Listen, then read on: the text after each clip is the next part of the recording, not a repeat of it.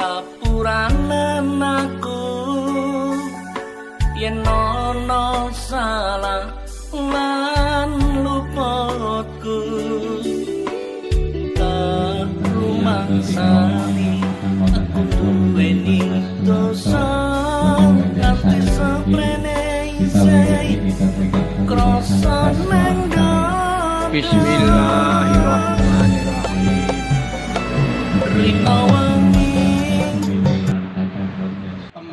Sing mau terkurang adoh aja nganti pisah karo sedulur. Gur apa to rebutan perkara gelu lemah. Masyaallah. Maksude yo ngapunten nggih, rebutan perkara warisan. Eli banget ketelik. Wong Bali orang nggawa apa-apa. Gusti Allah ora butuh. Sampun rampung siam Ramadan, nggih, ngamalan-ngamalipun kathah sanget, wis tumindake dijaga, mangane dijaga. Maksudnya makame dijaga penjenengan niku mak kesucian padha salat Idul Fitri sing agamane Islam. Sampun nindakake Idul Fitri. Lah niki sakniki nek wis rampung salate padha dolan nanggone sedulur-sedulure. Ingin kok Syawal. Syawal berarti rampung posone ditutup kanthi Syawal. Tradisine dhewe ngumpulke kratune karo masyarakate mriku. Mangan bareng. Ayo ngenekke bawalan.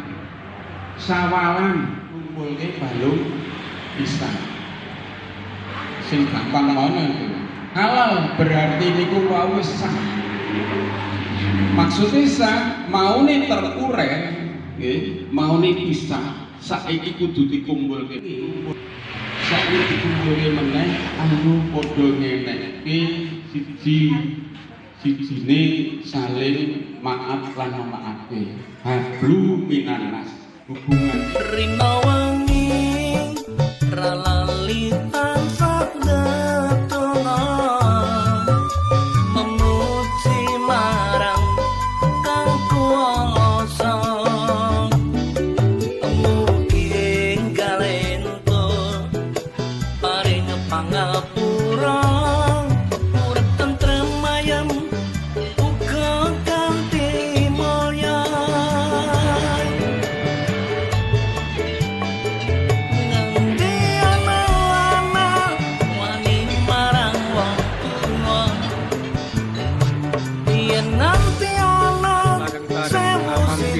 Nikmat sekali.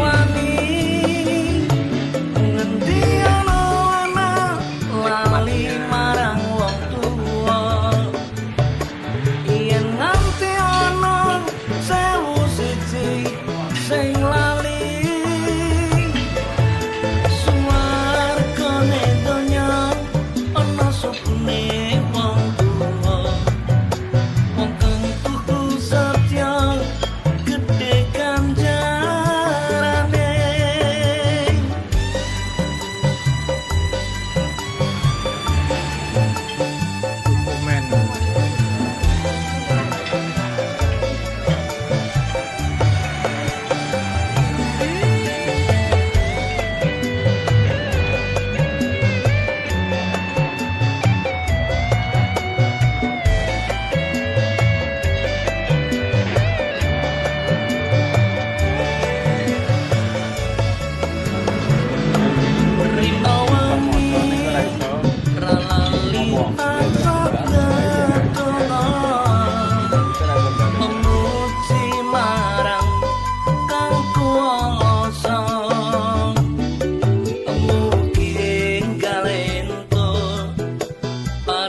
mangap